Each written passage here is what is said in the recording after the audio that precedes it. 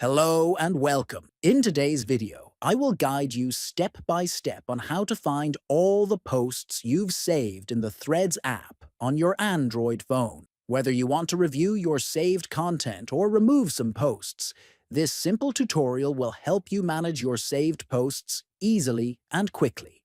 First, open the Threads app on your Android phone. Make sure you're in the Profile section. You can do this by tapping your profile icon. Next, tap on the two-line menu icon located at the top right corner. Scroll down the menu and click on the Saved option.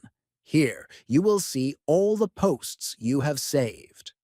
If you want to unsave a post, tap on the three dots next to the post. Then, click on Unsave to remove it from your saved list. Finally, refresh the page to update your saved posts list.